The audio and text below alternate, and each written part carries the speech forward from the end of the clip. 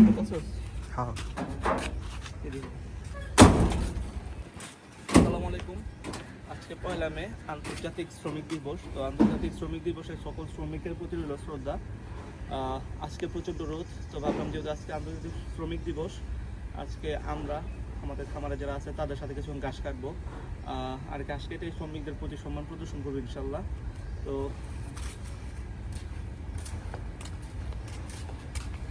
হলো মানে প্রায় 1টা বাজে অবস্থা। আমাদের গরুগুলো সবই রেস্ট নিতে আছে। সকালবেলা খাবারের পরে দানাদার দেওয়ার পরে ঘাস দেওয়া হয়েছে। এখন তারা ভিতরে গরুগুলি দেখো মাশাআল্লাহ খুব সবগুলি গরুই রেস্টে আছে।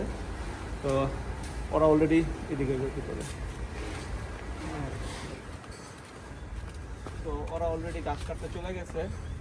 তো এখন আমি যেতেছি, দেখি ঘাস কাটতে পারি কিনা। আর আজকে ফুলাতে গেঞ্জি পরে আসছি কারণ আমার আগে থেকে প্ল্যান ছিল যে আজকে আমরা ওদের সাথে ঘাস কাটবো। আর আমাদের ঘাসগুলো তো জানেনি অনেক বড় বড়, মানে চুলকে অবস্থা খারাপ হয়ে যায়। মানে কয়েকদিন তো ঘাস কাটছি, এই যে এখান থেকে শুরু করে এই পর্যন্ত যা আছে সব ছিলা মিলে গেছে। এই জন্য আজকে ফুলাতে গেঞ্জি পরে আসছি। আর আজকে প্রচণ্ড রোদ, এই কারণে ক্যাপ নিয়ে নিয়েছি। আসেন দেখা হবে ঘাসের জমিতে। তো এইদিকে আমরা ঘাসের জমিতে চলে আসছি, আর ঘাসের জমিতে এসে আমরা প্রথমেই চলে যাই একদম যেখান থেকে আমাদের ঘাস কাটাটা শুরু হয়েছে সেই দিকে। আর এদিকে আস্তে আস্তে দেখি সাগর ভাই ওনারা অলরেডি ঘাস কেটে মানে খামারের দিকে রওনা হয়েছে। তো ভাবলাম বাকি যে কয়টা ঘাস আছে সেই ঘাসগুলো আমি কাটা শুরু করি। তো শুরু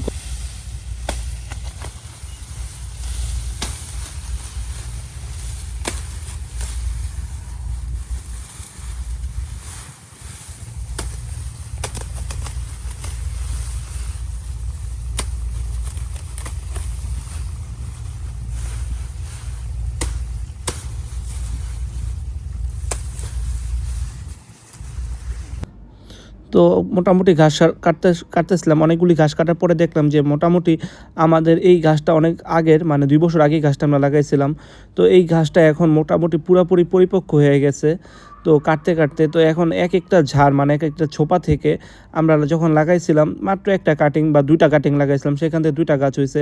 তো 2 বছর পরে সেইটাই কাটতে কাটতে এখন প্রত্যেকটা মানে ঝাড়ে 30 থেকে 35টার মতো ঘাস হইলো। তো আমি কাটতে কাটতে সেটাই করলাম, 35টা পর্যন্ত ঘাস গণলাম একটা ছোপা থেকেই।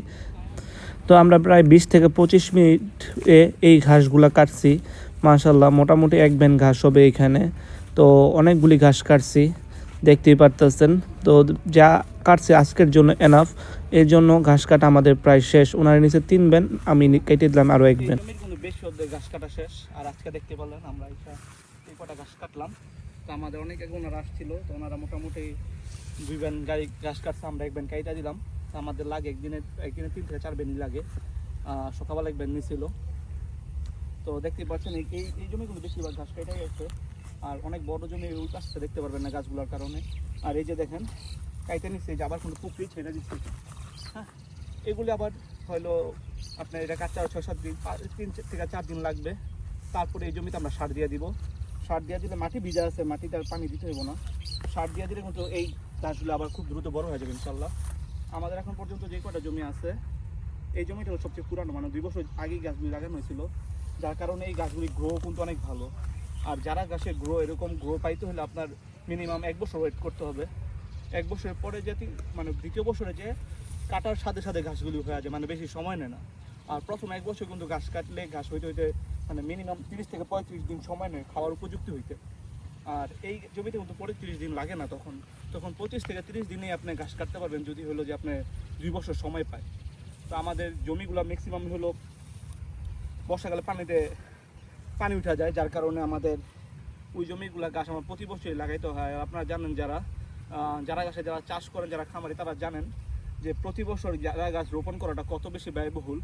কারণ একটা 30% একটা জমিতে 7,000-এর মতো যারা গাছ লাগে, মানে 30% একটা জমিতে প্রতি বছর যারা গাছ লাগাইতে আপনার 20,000 টাকার উপরে খরচ হয়ে যায়। তো যার কারণে আমাদের খামারের কস্টিংগুলো অনেক বেড়ে যায়। তো এবারে আমরা বেশ কিছু জমি এমন উঁচু জায়গাতে নিয়েছি যে জায়গাগুলোতে আপনার হলো পানি উঠবে না। তো আশা করা যায় সামনের বছর আমাদের এত খরচ হবে না ইনশাল্লাহ। আর এই একটা জমির কারণে কিন্তু আমাদের এবারকে প্রায় অনেক খরচ বেঁচে গেছে।